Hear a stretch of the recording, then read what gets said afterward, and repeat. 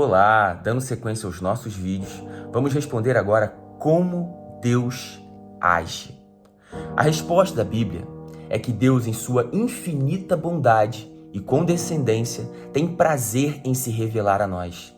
E como o texto nos diz, em manifestar algo da sua glória, própria glória. Como ele age? Uma resposta encontrada em Salmo 19 refere-se a Deus ter revelado alguma coisa de sua glória na criação. Os céus declaram a glória de Deus, o firmamento proclama a sua obra, a obra de suas mãos. Isso está em Salmo 19:1. Não há dúvida alguma, o apóstolo Paulo usa o mesmo argumento mais uma vez no capítulo 1 de Romanos, ao se referir à glória de Deus, desde a criação do mundo, os atributos invisíveis de Deus, seu eterno poder e sua natureza divina têm sido vistos claramente. Romanos 1:20. Vocês aprendem com a ordem, a forma, o arranjo, a perfeição de tudo. Olham as montanhas e os vales, os regatos e os rios, veem a andorinha voltando com uma estranha regularidade na primavera e o cuco chegando quase exatamente na mesma data, ano após ano. Veem tudo e dizem, isso é fortuito? É um encontro acidental de átomos, prótons e elétrons? E se ouvem um homem como o falecido Sir James Jeans, concluem, claro que não. Impossível. Significa sim que há uma mente transcendente, uma mente gloriosa atrás de tudo. A criação e os céus declaram a glória de Deus, a glória daquele que os trouxe à existência, daquele que os moldou, os equilibrou, os concedeu e a todos sustenta. Se tivéssemos olhos para ver e se começássemos a pensar, a ponderar e meditar, veríamos Deus no mundo natural. Às vezes tenho dito que lamento muito o fato de haver homens e mulheres que nunca estudaram anatomia e fisiologia. Acho muito difícil entender alguém tendo aprendido alguma coisa sobre a estrutura humana e seu funcionamento, não acreditar em Deus. Por si só, o corpo humano já basta para nos levar à fé. Pensem em um instrumento como o olho, tão sutil, tão equilibrado e tão delicado. É monstruosa a afirmação que evoluiu acidental e fortuitamente. Não há nada que se compare a ele. O olho revela a glória de Deus. Entendo bem o homem, acredito que era mesmo um londrino, que foi até o interior do país para um feriado no final de agosto e, tendo caminhado por uma vereda, parou em um portão e olhou através de um campo de grãos dourados. Então disse, muito bem, Deus, muito bem.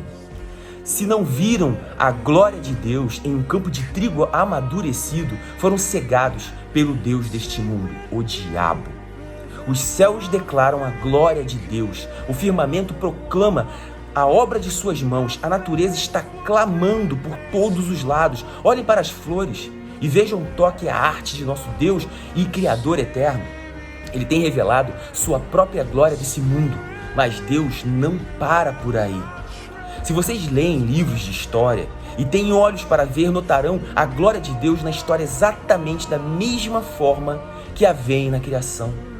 Na própria história da ascensão, do desenvolvimento, do declínio final e da passagem de grandes dinastias e impérios, não vejo senão a glória de Deus. Desde o início, a humanidade tem tido autoconfiança, conforme revelado a partir da tentativa de construir a Torre de Babel. Quando as pessoas subiram ao céu e seriam deuses, lembra da Torre de Babel? E sempre continuaram dessa maneira. Grandes reinados e poderosos imperadores surgiram e pensaram que eram perfeitos e maravilhosos, exigindo que fossem adorados como deuses. Você não lembra disso? E eles sucumbiram. Não é assim toda a história? A ascensão e a queda das dinastias, dos poderes das nações, e a razão da queda, como Isaías nos diz, 700 anos antes da vinda de Cristo, foi no século 18 a.C. que Isaías escreveu essas coisas. É o vento do Senhor ter soprado sobre essas nações, Isaías 47, que são como a gota que sopra do balde. Para eles são como o pó que resta na balança, Isaías 40:15. Releiam seus livros de história. E notem o orgulho e a arrogância humanos inflando-se ao céu, descartados quase em um momento. A glória de Deus está na história. No entanto, do mesmo modo, vocês também encontram a glória de Deus na história do Antigo Testamento, um livro magnífico, porque a revela. Não há nada mais triste do que ouvir as pessoas afirmarem não ver nada no Antigo Testamento. Mesmo alguns cristãos são insensatos o bastante para dizer que não conseguem entender por que a igreja primitiva decidiu mantê-lo. Mas fizeram isso porque o Antigo Testamento não atua somente como uma introdução preliminar ao Novo, mas também porque é uma manifestação constante da glória de Deus. E desse modo, o propósito da salvação é levar-nos a Deus, não como objetivo de despertar em nós sensações agradáveis, mas para nos acertarmos com Ele. Ele não quer só te fazer feliz. Ele quer que você se reconecte com Ele. Quer que você deixe de ser um rebelde. Afinal, qual é o propósito do homem? Ser feliz? Não. É como diz um breve catecismo, glorificar a Deus e gozá-lo para sempre. Permitam-me lembrá-lo de alguns exemplos da glória de Deus como revelados no Antigo Testamento. Consideremos a história do dilúvio, que foi uma manifestação dessa glória. O mundo que pecou contra ele e não ouviu sua advertência por meio de Noé foi finalmente julgado. Noé os advertiu. Voltando ao Êxodo, na travessia do Mar Vermelho, vemos o faraó, sua força e seu poder tiranizando aquela pobre gente, os filhos de Israel. Vejam os egípcios, vejam seus carros no meio do Mar Vermelho, quando destruídos pelas inundações, e os israelitas olhando para trás, vendo os cadáveres dos egípcios na praia. O que a cena representa? Uma manifestação da glória de Deus. Deus investiu sobre o faraó e seus exércitos, e esse foi o fim deles. Você quer ver Deus investindo contra você? Continuem e leiam a história da entrega da lei no Monte Sinai. Leiam sobre a fumaça, o fogo, o tremor e também sobre o aviso de que qualquer animal ou qualquer ser humano que tocasse aquela montanha seria morto. Consegue ver a grandeza da glória de Deus? Novamente é Deus revelando sua glória na entrega da lei, revelando alguma manifestação de seu poder eterno. Em seguida leiam sobre Moisés voltando-se para Deus e dizendo: tu me ordenaste, conduz esse povo, mas não me permites saber quem enviarás comigo. Na verdade, Moisés foi mais longe e disse: peço-te que me mostres a tua glória. E Deus o colocou na fenda de uma pedra, cobriu-o com a mão e falou: você não poderá ver a minha face, porque ninguém poderá ver-me e continuar vivo.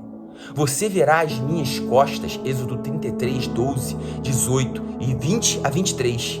E a glória do Senhor passou, e Moisés nunca mais foi o mesmo. Quer deixar de ser o mesmo? Clame por um avivamento na tua vida. Leiam sobre a decisão de Deus de tirar os filhos de Israel das mãos dos egípcios, aparentemente desamparados, oprimidos, derrotados pelos inimigos. Mas Deus de repente vem, age, e o inimigo é encaminhado. As pessoas libertam-se. Toda a história do Antigo Testamento envolve a manifestação da glória de Deus. Tudo isso, no entanto, de acordo com o texto, revela-se insignificante ao lado desta outra revelação da glória de Deus, para a qual clamo a atenção de todos. É como resultado da preparação desta estrada e da vinda desta pessoa que a glória do Senhor será vista por todos.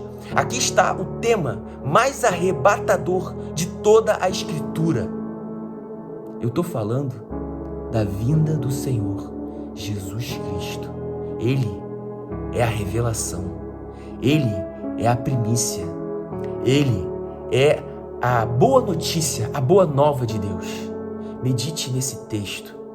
Vejo vocês no próximo vídeo.